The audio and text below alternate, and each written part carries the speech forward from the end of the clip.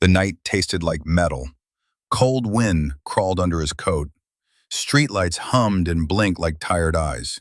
He stood on the river bridge. Water rushed black and fast under him. His phone screen glowed with a message he did not want to open. He pressed the power button and turned it dark. Then he looked up at the sky and whispered, "Show me something." He did not know who he was talking to. Maybe the sky, maybe his own bones. He wanted a sign, any sign, something to stop the shaking inside. A car hissed past on wet asphalt. Far off, a siren faded like a yawn. On the far end of the bridge, a man in a wool hat lifted a cardboard sign. It was blank on one side. He turned it toward him. They stared at each other across the distance, and in that thin, windy space, something shifted. His name was Jonah. He was 36. He used to think of his life as a straight road. School, work, marriage, a small apartment with a balcony where they grew basil that never died. He had a job with a title long enough to make his parents proud. He wore a badge that opened clean glass doors. He wrote reports. He led small teams. He smiled in meetings and talked about targets. He was not famous, not rich, but he was steady. Steady felt safe. Then the world bent. First it was the layoffs, small at first, rumor-like. A week later he was called into a room with a fake plant in the corner and a folder on a bare table. They said phrases like, "Position eliminated, not personal, and you can always reach out." He walked out with a box full of framed photos and pens that did not feel like his anymore. At home, silence grew in corners. His wife had a voice that used to sound like sunlight. Now it was careful, like walking on ice. "It's just a season," she said. "We will be okay." He wanted to believe her. He sent resumes and watched them disappear. Mornings he woke with hope that broke by afternoon. He tried to make the bed each day like a small prayer. Then came the final crack. Old debts he thought he had under control, an unexpected bill, a call from the landlord, a letter from the bank. The basil dried and crumbled. One night he and his wife had a slow argument that never raised its voice. They were both tired. She moved to her sister's for a while. "Just a while," she said. The apartment felt too large and too small at once. When he spoke out loud, he startled himself. He began to walk. He did not know what else to do. He walked past bright windows of warm restaurants, past kids laughing with backpacks at their feet, past a woman pushing a stroller with a soft blanket the color of dawn. He walked until his legs felt hollow. He talked to the sky because it did not interrupt. He asked for a sign because he was afraid of doing nothing and afraid of doing something. On that bridge, across from him, stood a man with a beard like a gray cloud and eyes that looked like late afternoon. His coat was layer upon layer of other coats. His gloves were fingerless. A duffel bag sat at his feet, and the cardboard sign was damp where the drizzle had kissed it. Jonah thought, "I asked for a sign and there it is." He almost laughed, but the sound would not come. Jonah stepped off the railing, boots scraping concrete, and walked toward the man. The wind pushed at his back. The man lowered the cardboard and smiled. Not the kind of smile that sells you anything. A slow, human smile. "You hungry?" the man asked. His voice was gentle and low, like someone reading a story to a child. Jonah almost said no out of habit. He almost said, "I am fine." Then his stomach spoke for him. "A little," he said. The man reached into his bag and pulled out a paper bag with a half loaf of bread, 2 apples, and a small jar of peanut butter. "I share," he said. "That is my religion." Jonah took the bread like it was made of glass. They sat on a bench near the bridge where the paint peeled like old seashells. The city poured by. The river kept its own counsel. They ate without speaking much. The bread was dry and good. The apple was sharp and sweet. The man's gloves faintly smelled of machine oil and pine soap. After a while the man said, "You look like someone who came to the edge to find a sentence." Jonah turned the apple core in his hand. "I asked for a sign," he said, "but I did not expect cardboard." Sometimes the sign is blank, the man said, holding up the smooth side. That way it can hold your words. They sat. The sky unbuttoned for a moment, and a pale light showed through, then closed again. Jonah felt a heat behind his eyes, but did not let it fall. I lost things, he said, and the words spilled out. The job, the bills, his wife's soft socks, the basil pot now cracked on the kitchen floor, the apartment where laughter used to live. He talked about his fear, which felt like a slow leak, and how he used to be so sure of himself. He talked until the words ran out and he could only hear the river. The man listened the way a window listens to rain. When Jonah ended, the man tapped the cardboard sign with a finger. You know what I write on here? He asked. He flipped it to the other side. In black marker were 3 words. Anything helps today. People give more when they see the word today, the man said. It makes it real. I used to write God bless, and some people like that, but I realized I needed the word that pulls me into this hour.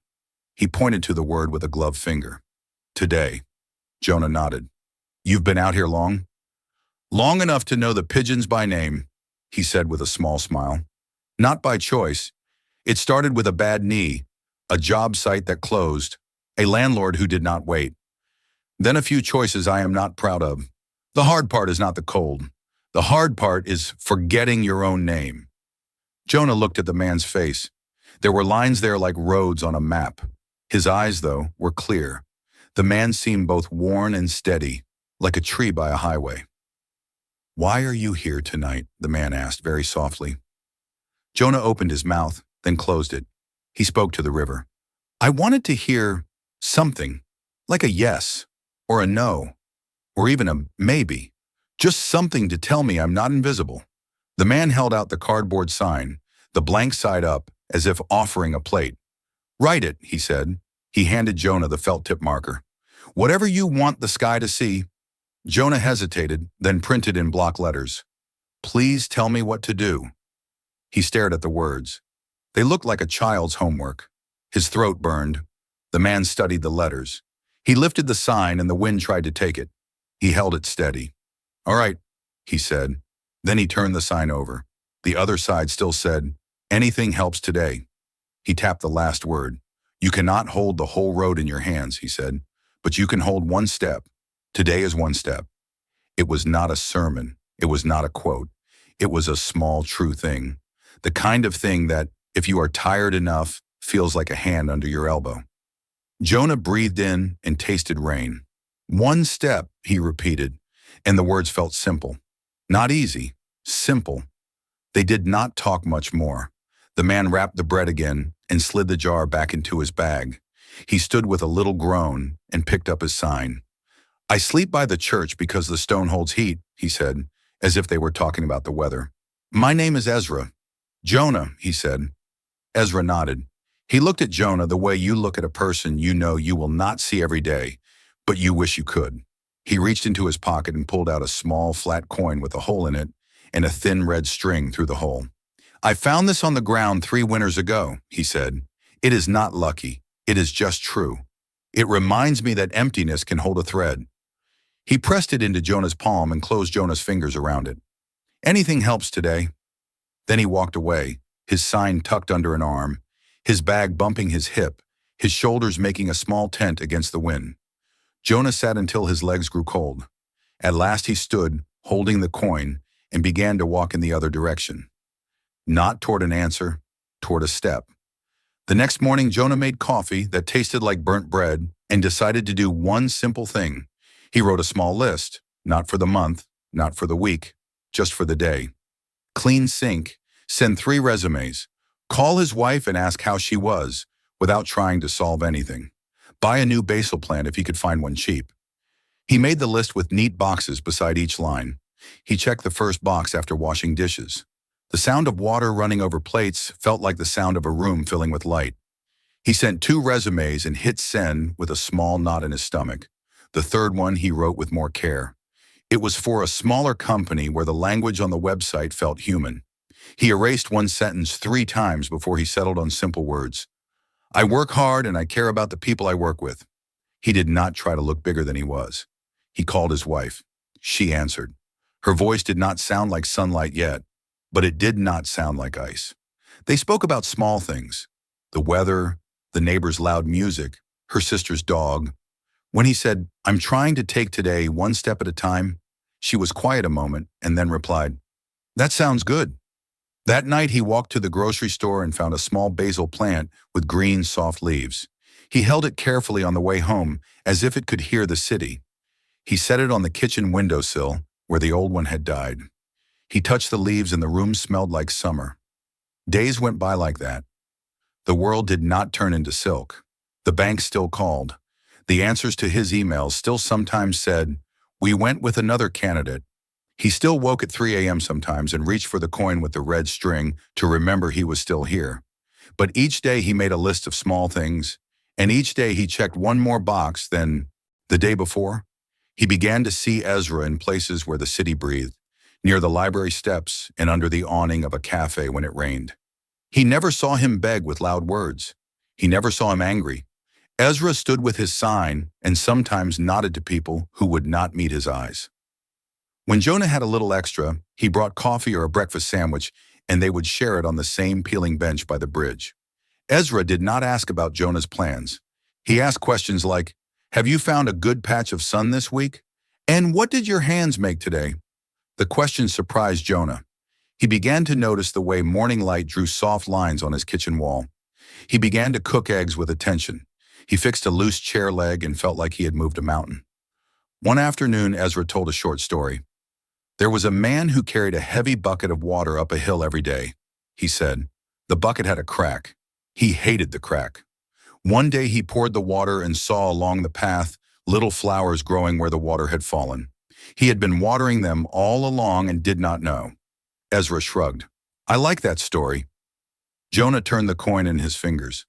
"I feel like the crack," he said. Ezra chuckled, not unkindly. "We all are. Some of us are flowers too. Usually both, on different days." Then came the breaking point. It came the way storms come. You hear them before you see them. Jonah received a final notice for the apartment. He had been trying to keep up, paying what he could, making calls, asking for grace. But math is a quiet, hard thing. He could not press it into love.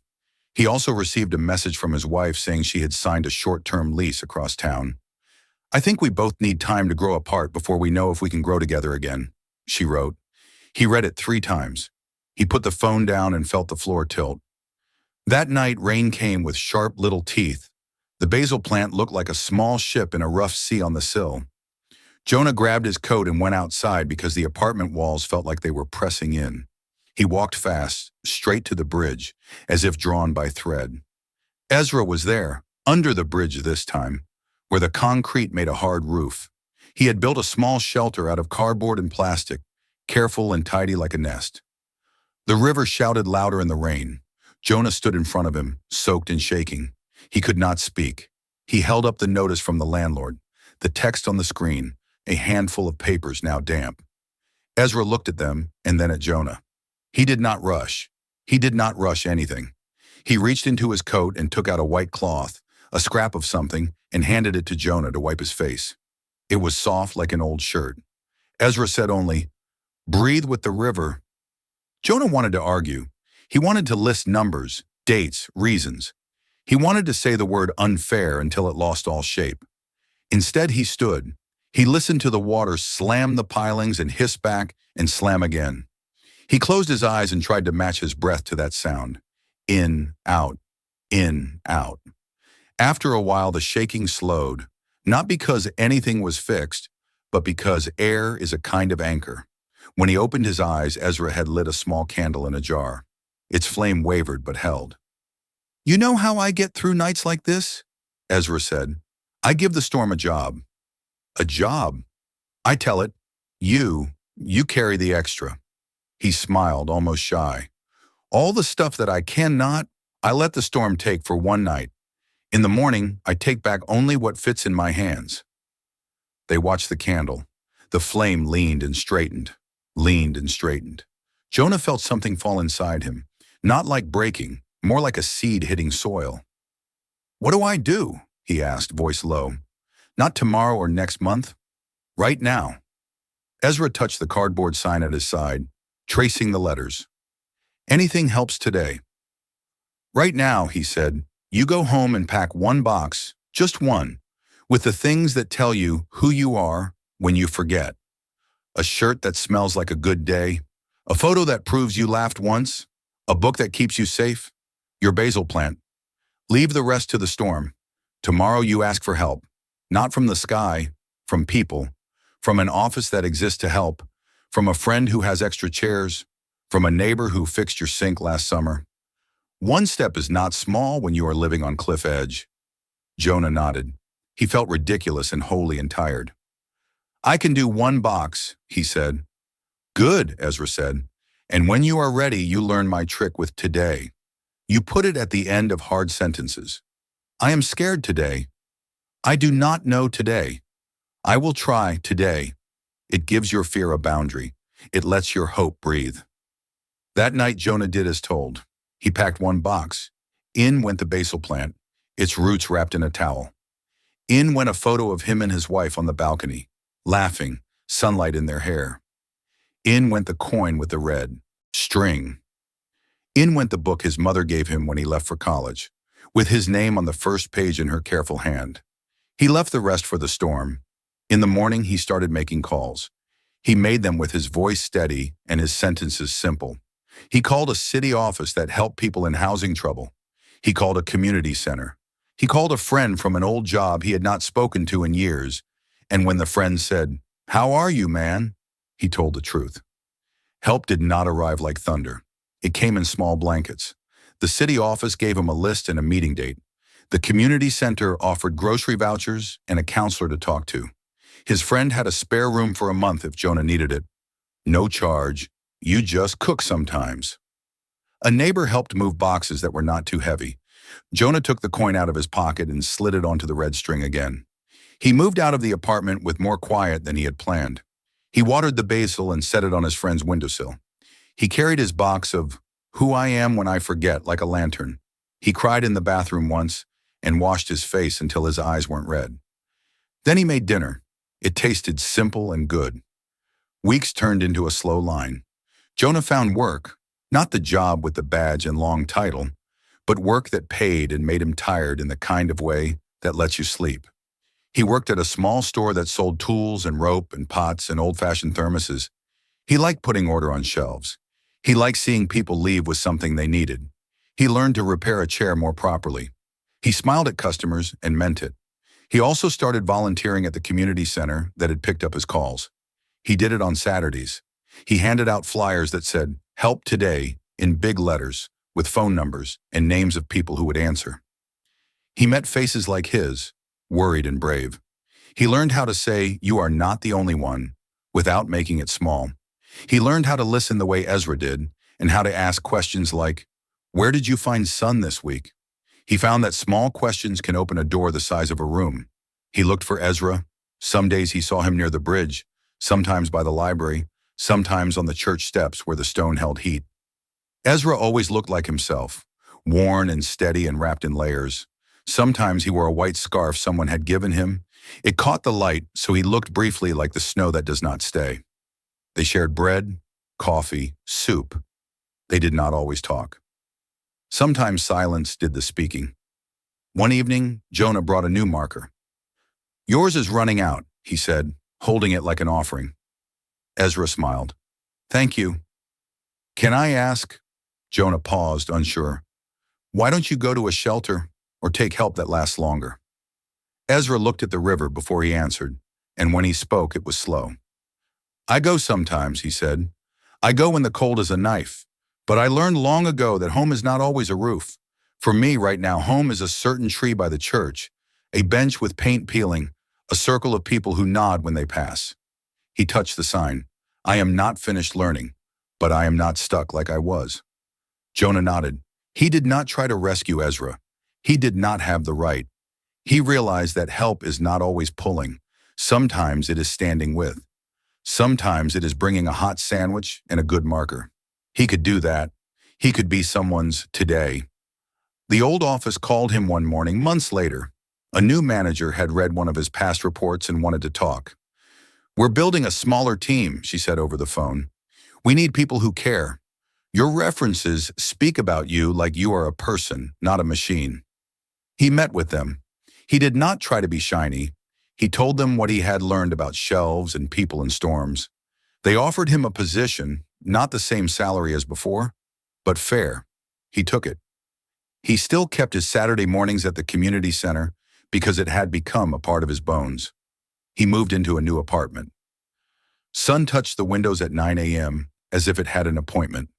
He put the basil plant on the sill, and next to it, the coin with the hole and red string. He called his wife and said, "I have a place. Would you like to see it?" She came with a bag of oranges and a smile that had learned something while they were apart. They spoke like people who had walked through separate storms and were now on the same sidewalk. They did not make promises like balloons. They talked about dinners and walks by the river. Later, a counselor sat with them, and the room felt honest. They did not rush. One day, Jonah stood again on the bridge as the city passed and the river moved like a story being told forever. He saw Ezra leaning on the railing, his sign tucked under his arm, the white scarf around his neck. Jonah walked up beside him. He did not know that it would be the last time he saw him. He did not know that Ezra would move on, as people do.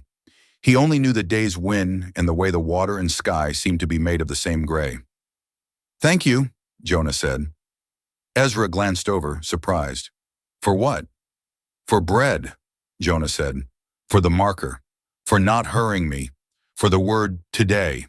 For asking me what my hands made." Ezra nodded as if receiving a weather report. He stepped closer so their shoulders almost touched. "You did the hard part," he said. "You stayed." They watched a gull fight the wind and then glide, having found the angle. Ezra tapped his sign, then handed it to Jonah. "I made a new one," he said. "This one is for you." Jonah read the words, "Anything helps today." He smiled. "I do not know if I can carry it like you." "You already do," Ezra said. He took the coin with the red string from his pocket, looked at it, and pressed it into Jonah's hand again. "It belongs to the person who is in the middle," he said. Then he picked up his bag and walked toward the church, white scarf bright against the evening. When Jonah looked for him a week later, he was gone. The bench was empty but warm. Months flowed in a kinder way. Jonah's days filled with work that mattered and evenings that did not taste like metal. He still had worries because he was alive, but they did not drive him like a bad horse. He called his wife home again, slowly and carefully, and she called him the same. They had dinner under a string of small lights and laughed like people who had survived their own storms.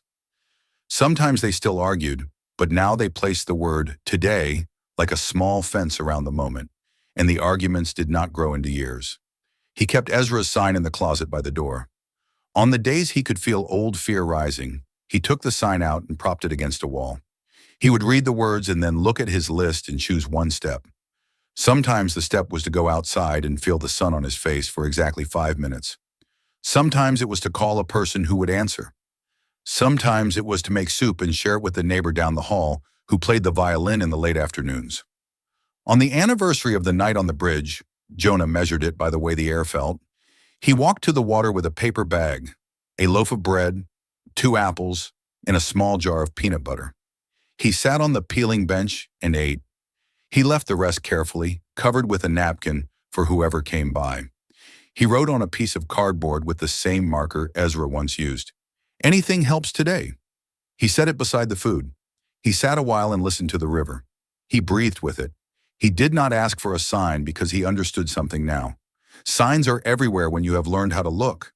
And if you are listening to this, if your hands are empty and your chest feels hollow, if the night is loud and your bed is cold, hear this. You are not invisible. You are not a problem to be solved. You are a person with a today. You do not have to hold the whole road. You do not need to know the name of the town at the end. You only need to choose one step that tells the truth about you. Wash a cup. Make a list with 2 boxes. Ask for help from a voice that can meet you where you are. Stand by a window and count the leaves. Touch a plant and breathe its green. Put the word today at the end of your hardest sentence. Maybe your light figure wears a white scarf.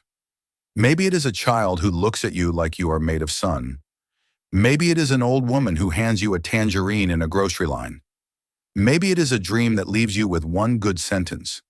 Or maybe it is you to yourself speaking softly, holding a small flame that wavers but holds. If you ask the sky for a sign, do not forget to look down and around. Sometimes the sign wears old gloves and shares his bread. And if the storm is loud tonight, give it a job. Let it hold what you can't for a while. In the morning, take back only what fits in your hands. The rest will wait. The rest can learn your pace. Anything helps today. You help today simply by being here, breathing with the river. Take your step. The road will meet you. The light may not shout, but it will stand beside you, steady as a hand under your elbow, patient as a flame in a jar. And together, quietly, you will make your way